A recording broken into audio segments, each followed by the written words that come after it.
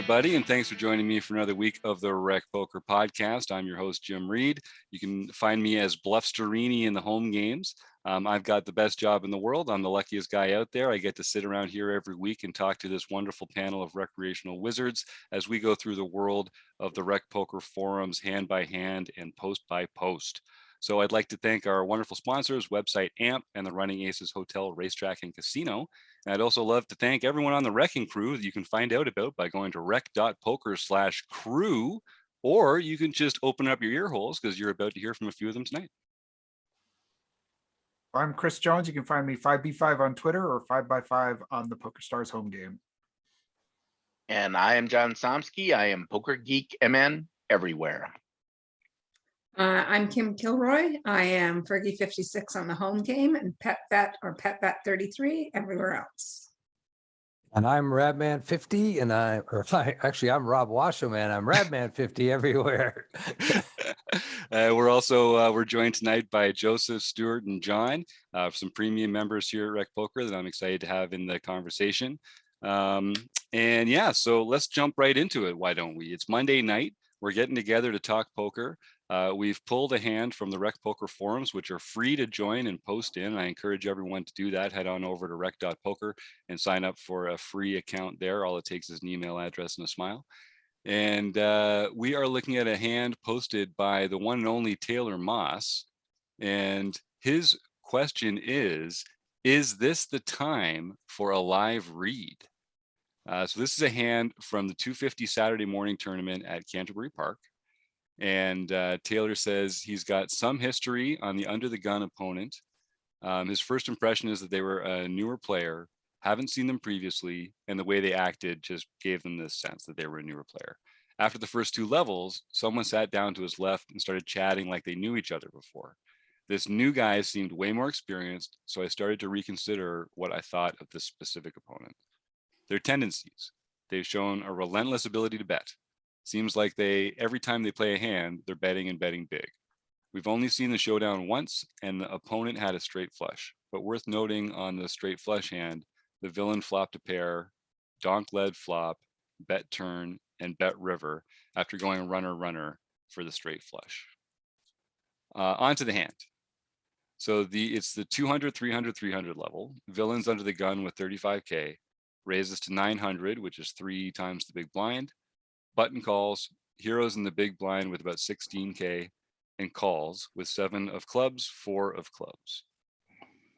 Do we want to stop there and talk about this, or should we just continue in to the rest of the hand? I know Chris and Kim and a couple other folks had a couple things they wanted to talk about. Why don't I just keep going through Taylor's comments here? So flop comes 8 of clubs, 7 of spades, 6 of hearts.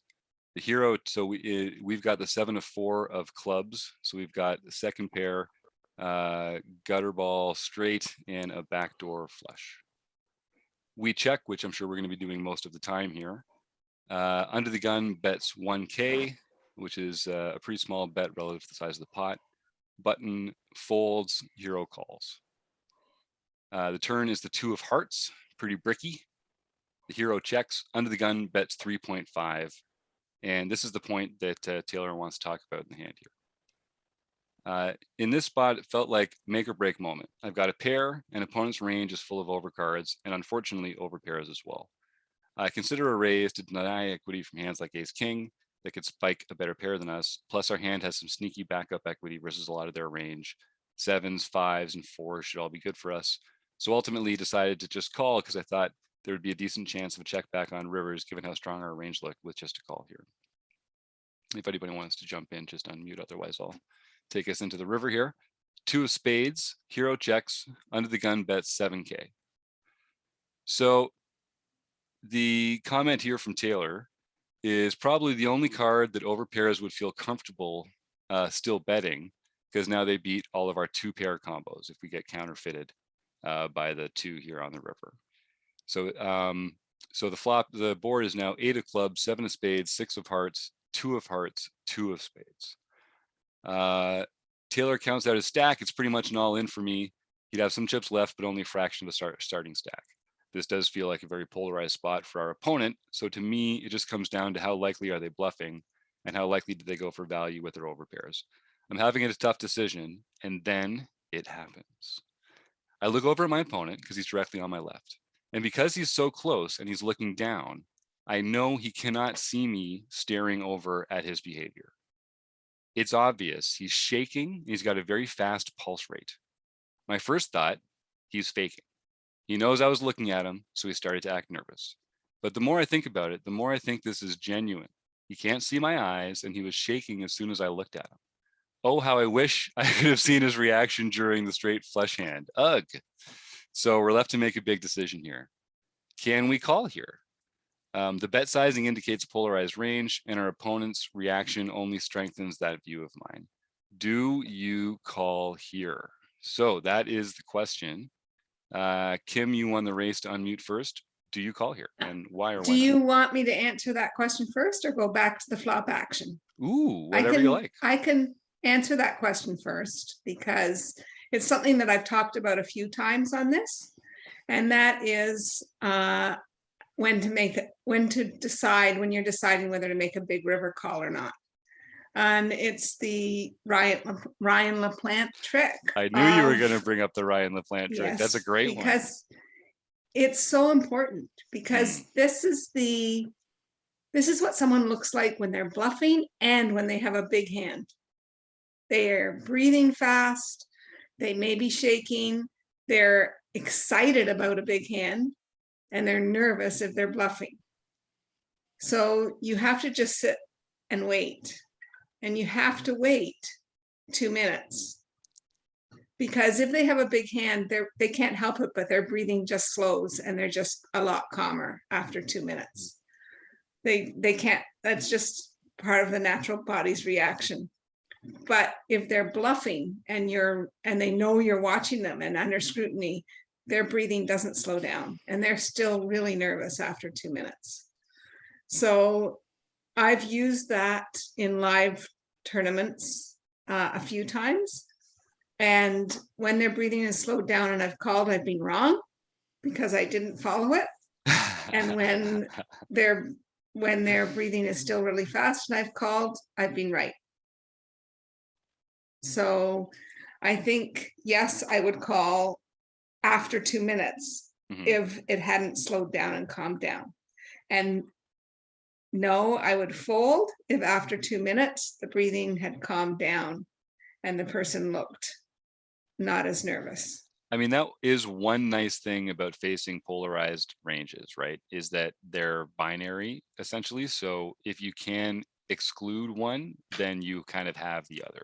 Which is nice. Like if you really are dealing with the polarized range, if you can get something that tells you it's more towards this side or to the other side, that's just extremely, extremely valuable if you can apply it. So I hope you never stop mentioning that Ryan LaPlante trick because I just think that one's great. It's hard amazing. It's hard for some players to think like, no, I'm just going to take over 2 minutes and think about this and just like let my opponent stew and get some good information. But river bets, like river situations, you should take some time for. You've got a lot of data to work with, and we don't play the river as often as we play other hands. So take your time, use your time bank, and get all the info you can from your opponents. I totally agree. Right. And having said that, if the breathing slows down and they're very calm within a minute, you can just fold. That's true. That's a good point. That's a good point. Rob? I was going to say, he made a comment in here is he wished he would have seen his reaction when he had a straight flush earlier. So that's very important, and something that I think a lot of people don't do is pay attention, even when you're not in a hand, to especially the players that are in a big hand and a big decision point. See what they look like, see how they react, and then hopefully see a showdown to understand what they were doing it with. And that really would inform his decision now when he sees this action going on. I like what Kim said about what, Ryan LaPlante's little trick. I mean, that's great. But at the same time, if you pay attention early on throughout the tournament and see these types of reactions, you can get an idea whether that's real. I mean, does this mean he has a big hand or does this mean he doesn't? And you may know that, it may inform you of that earlier. Like, I don't think this guy's faking it here. He's either bluffing or he's got a big hand, and we just have to decipher which. He's not faking his reaction. I think it's hard to fake that shaking and fast breathing. Yeah, and Zach Elwood, when we talked to him about tells and that sort of thing, because he comes and helps us produce some content for our premium members from time to time. He always reinforces that point too, that the most important thing is to establish a baseline, because different people are going to have these, they're going to show these effects in different circumstances. So it's about establishing a baseline and like, are they chatty? Are they quiet? When was the last time they were quiet if they're chatty all the time? When was the last time they were chatty if they're quiet all the time? Little stuff like that. Eric Anderson is a premium member, and he's amazing in the forums. He always puts fantastic stuff in the forums. This response that he's got here references his Quizlet on tells, and he's just goes through a whole bunch of tells that he's already sort of gone through and categorized and talked about.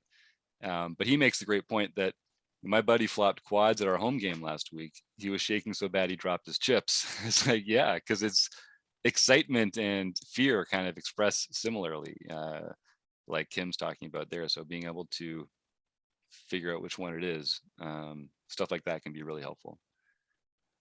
Chris, you had a response here. Do you want to comment on that? I know you talk about the read specifically, but also there's a question of like what actual hands might they choose in this spot? Yeah, I mean, I think Taylor mentioned in his post, like, oh, the second deuce counterfeits any two pair, and so the player might feel more comfortable with their overpairs. But I feel like the more extreme we see these kind of physical reactions, the more that it doesn't tell me necessarily they're weak or strong, but it tells me it goes to more extreme polar. The way I read that is more extreme polarized. Like, I would be pretty shocked if this player did this and had queens or something. Like, to me, this feels like set or better, or kind of garbage, like ace king or ace queen kind of in this spot. And that's a big thing that I like. The nice thing about this kind of thing is even if you can't, I love this Ryan LaPlante trick. I love it. But even if you can't do that, I think one of the things that you can see when you see people reacting, because what you have to remember is what it's, if you can read this as involuntary, right? The body's reacting to a big moment, and that's either like extreme excitement or extreme fear. And that doesn't really happen if you have queens here, because queens, you're kind of like, did I win? I bet. Did I win? I don't know. I might have the best hand. I might not. I don't know. But like, if you've got pocket eights here, you're probably feeling, there might be a straight out there, but you're feeling pretty good about yourself. Whereas if you've got ace king, you're like, I hope they fold. Please fold. Please fold. Please fold. And so those are the things I think that create that kind of reaction. And what that can help you do is cut out a lot of that that overpair stuff that you were like considering when you got here, when you saw that deuce hit. Now our 7 feels like it's pretty good against everything but really extreme value. And now we have to go think back in the hand and think, can pocket 6s get here? Can pocket 8s get here with this exact action? And how many combos is that versus how many? I mean, I think what ultimately I would come down on is that there are a lot more combos of bluffs here than there are of that extreme value, that a player is going to play exactly with this line. I think the value we might see is 8s and 6s, and the bluffs are a lot of that overpay or over cards, like all the Broadway cards, basically. And so right. we talked. And he does mention that this player does bet and bet, Right. like does tend to be Right. a bit splashy, right? So. And so to me, I would see a lot of ace king, a lot of ace queen, a lot of that kind of stuff showing up here when we call. When I'd like to go back to the flop, like just take us a little bit backwards in this hand, because we're without the button in this hand, we have all of the nutted hands in our range versus like we have the nuts in our range, and under the gun shouldn't have the nuts in their range. We have all the 9-10s in our range. We have all the top 2 pairs, or all the 2 pairs of any kind, unsuited and suited in our range as the big blind. When we have so if it was just us against the under the gun player, I actually would like a lead on this flop some of the time against certain players for like a third of the pot or something like that. Because we have the button in, now the button also has all of those, especially the suited combos, the 9-10 suiteds, all of those. So that sort of throws that idea out of the window. But I just wanted to put it out there that this is a really good type of flop that we can lead versus an under the gun opponent Yeah, great some point. of the time. And that's in for, again, for our listeners, that's a 6, 7, 8 rainbow flop. And it's true. Right. If you're under the gun players, they're not going to be opening hands like 9-10 from there. Even if they are opening, 10-9 suited, sometimes that's going to be a super small part of what they're doing it with. So I think that's a great point. Joe, you had something you wanted to get into earlier. Is it still a good time?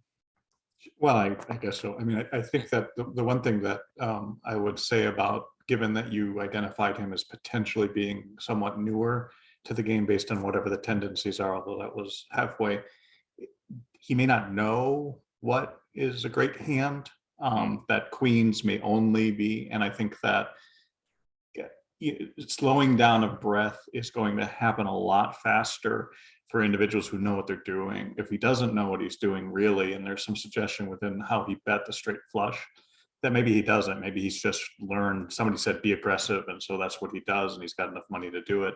And so when he's in a spot where he's either bluffing or he's got an overcard, he may think, oh my God, I got queens, and this is the best hand ever, and I hope he calls, and doesn't realize that, that he really doesn't have the nuts on this particular board. So I think you need to be a little careful about the reads if he's new.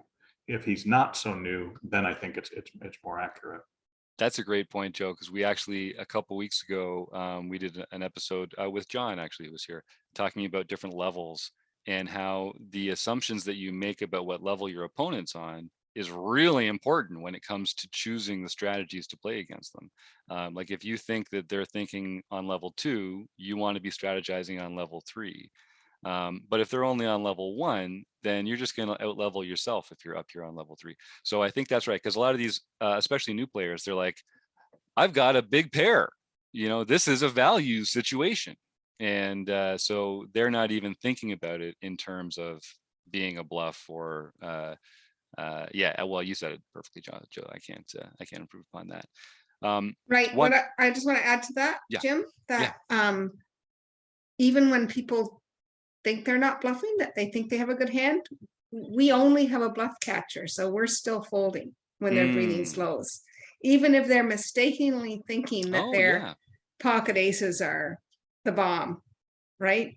So their breathing is slowing, and we're still folding our second pair bluff catcher.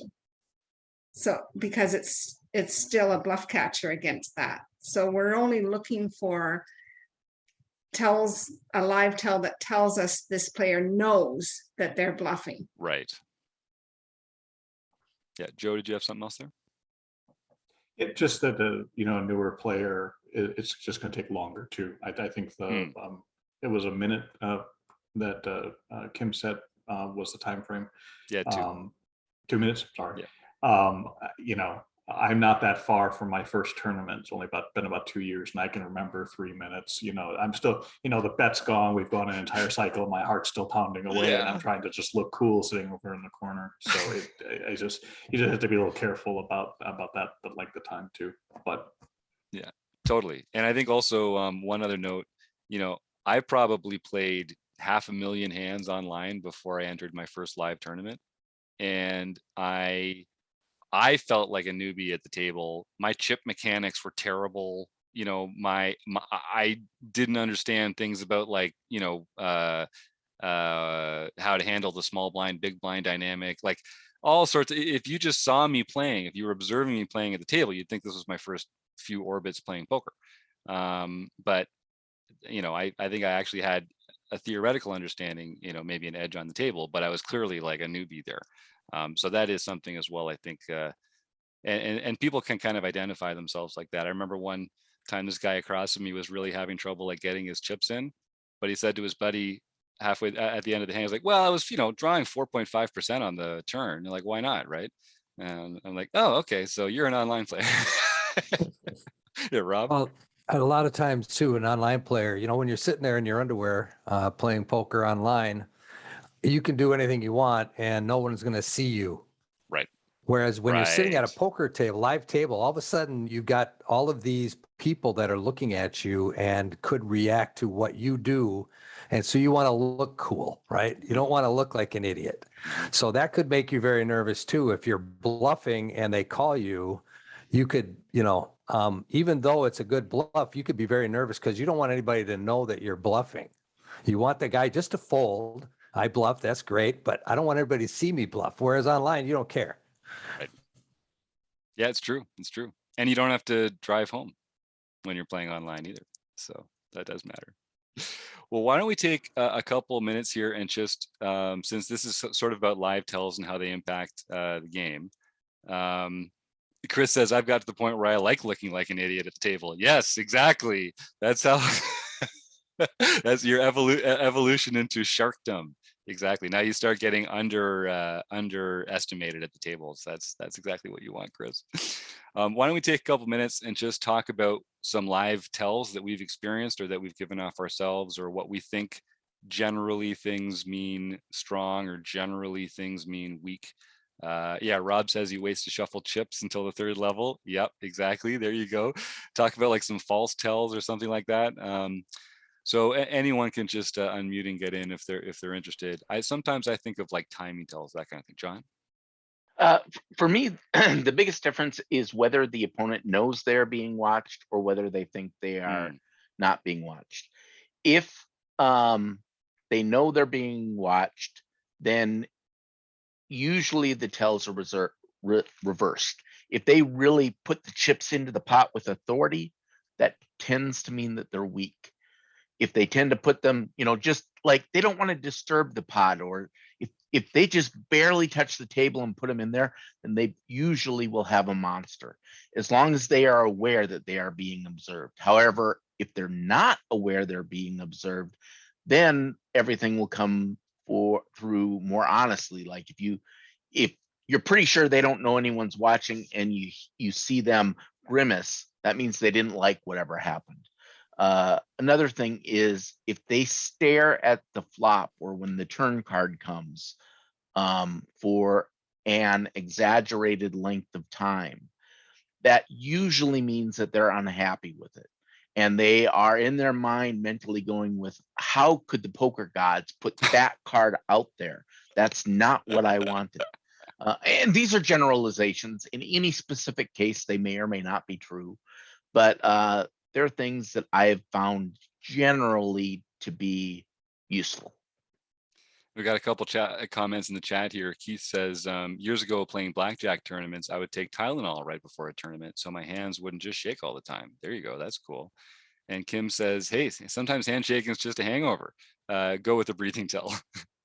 One that I've noticed is some players, if you start developing chip stacks, like if you end up getting with a lot of chips in there and you've got different denomination chips, some players will happily throw in low denomination chips that they want to kind of get rid of when they're bluffing, and will play with the larger denomination chips when they are going to win that pot back, and those are the chips that they want to have back in their stack again later.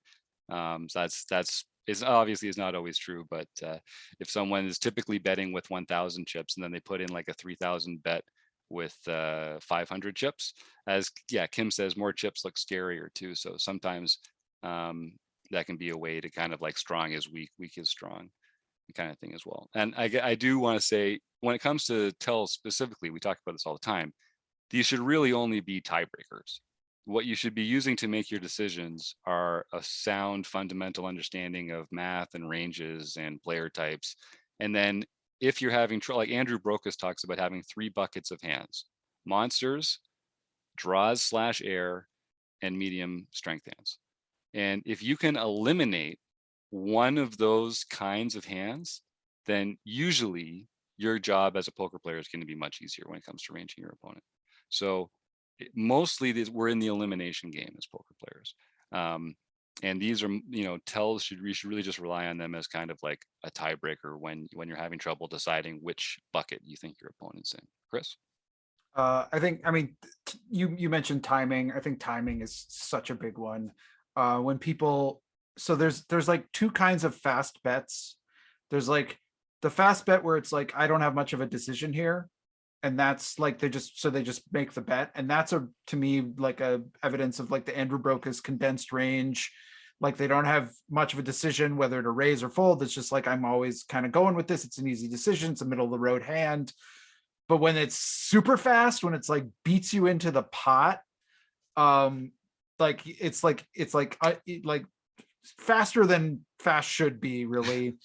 Like that to me is a big tell of a player that usually has a pretty weak hand, especially if it's in earlier streets, because it's trying to sort of like send a message to you to like it's that opposite thing. And then the last thing that I think is really big is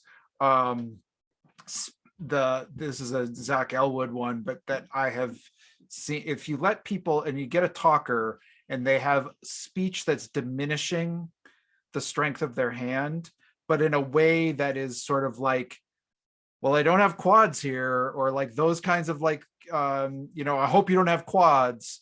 It's the things that like suggest that like they don't have the best hand, but they probably have the second best possible hand, right?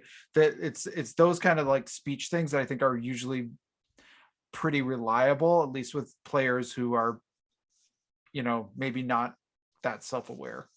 And Chris, you're saying if the player is saying something that sort of like diminishes the strength of their hand, then they are holding a value hand more often Yes. than a bluff. Yes, because bluffers will not often subconsciously or consciously diminish the value of their hand in your mind. Right.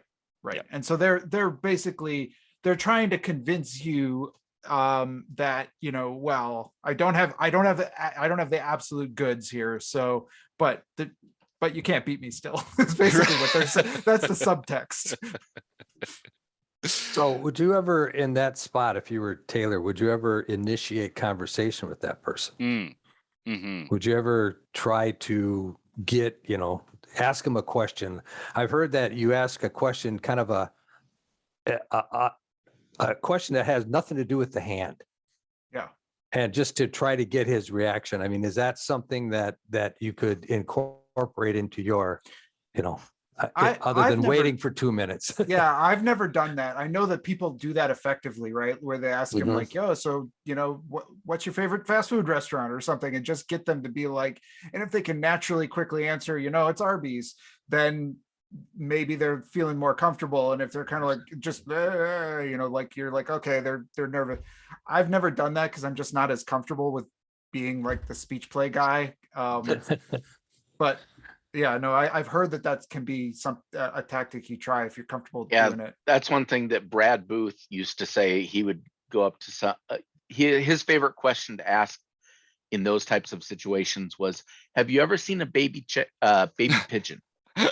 Because pigeons grow up, they're toddlers for a very short period of time. They don't leave the nest. So most people have never seen a baby pigeon.